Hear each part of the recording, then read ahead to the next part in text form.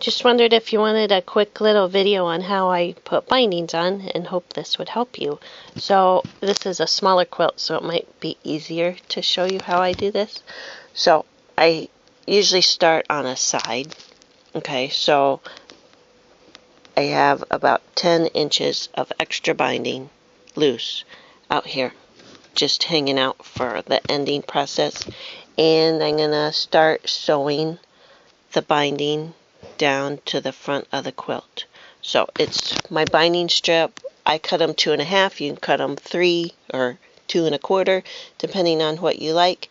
And I fold it together. I don't press it. It seems like a wasted step because it doesn't need it in the end. And just line up the 2 edges. I stitch with a heavy 1/4 inch seam, not a scant one, but it's not 3/8 either. And I use my walking foot so that it helps feed all these layers through the machine easily, and it's not shoving, dragging on the top layer or shoving it through too fast.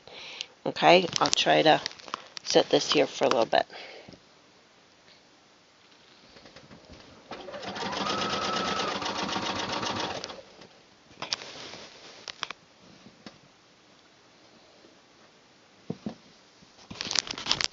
Maybe this would be better. I'll try to sew one-handed. That doesn't work so well. So just go all the way down to the corner, and I'll show you when I get to the corner. So I put a pin in. I'm nearing the corner. Keep sewing down. I have a pin that's my seam allowance, that heavy 1/4, away from this front edge of the quilt. This front edge. I measured that with my little ruler and stuck a pin in. So you sew up to that pin, and on my walking foot I have a mark at the side over here so I can see exactly where I am at that spot. Back stitch about 3 stitches and cut your thread. So I only slide it out that tiny bit. This is the traditional mitered fold that people make. So fold it back on itself. I kind of finger press that down.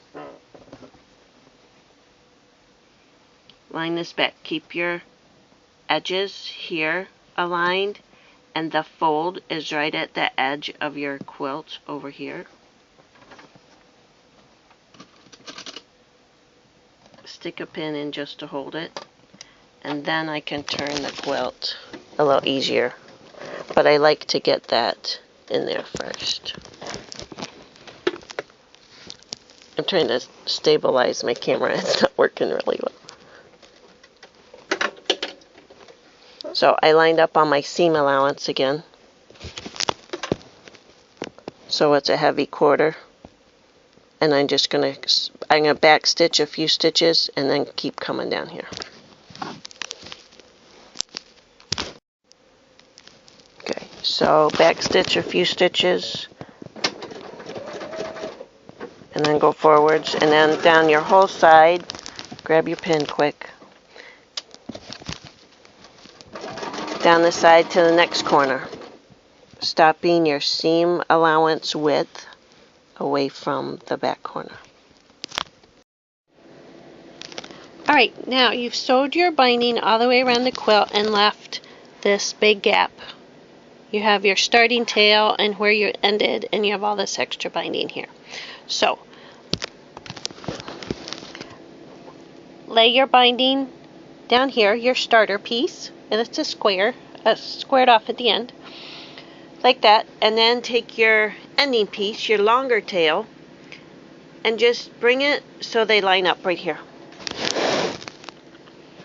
And I stick a pin. It's not pulled, it's just laying there flat the way it'll lay there. And I stick a pin here in this one that will get trimmed right where it butts up with the bottom layer of binding. Okay, this is your marker. Then you already cut your binding 2.5 inches wide. Okay, do you see that? I'm just showing you that it's 2.5 inches wide.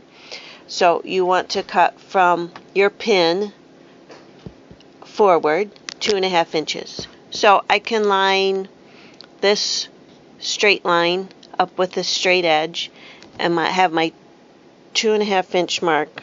Gotta get you in the camera here. Okay, so the straight line here with the edge of the binding, the pin here at the 2.5 inches. I will make it more exact right there. Okay, hold on to your ruler and trim your binding strip right here. So you're cutting it where they met at this pin, 2.5 inches longer, the width of your binding. If you cut your binding 3, then you cut 3 inches.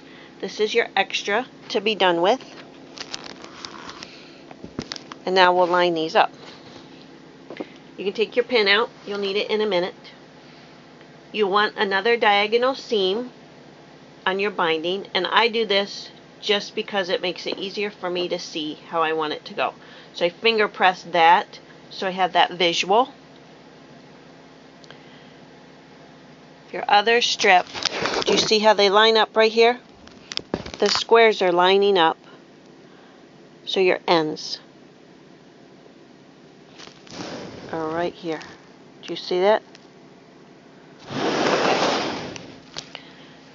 So you grab these middle 2 layers. This is what you want to sew together on that diagonal seam.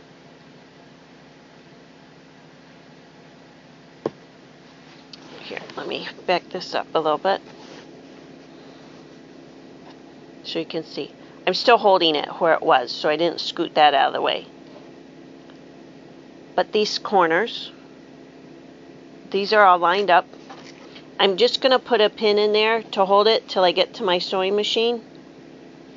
And this is the direction I want to sew, so that's how I... No, it isn't. See, my finger press fold was the other way. That's why I had that. Okay, we'll sew a diagonal seam, so it'll go like this. Okay? So, this is your diagonal. It's bulky. You have to kind of toss your quilt, crumple it out of the way a little bit, so that you have space to work. So your quilt will get up there. On your machine, sew this diagonal seam. I'll be right back. Okay, so you got your binding seam, that diagonal seam stitched. Alright, and then I just like to check it before I cut anything.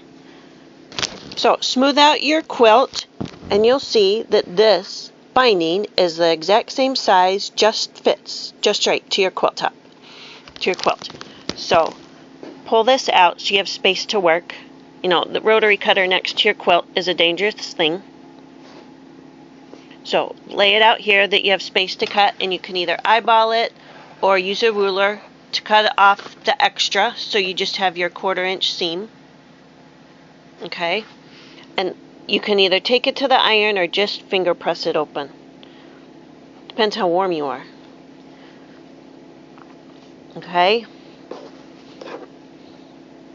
so that seam is just like all your other joins for your binding strips, so you had the right length. Make sure that seam is staying open in there. Alrighty, so here it is. If you want to put a pin in here, that's fine to get it to your machine.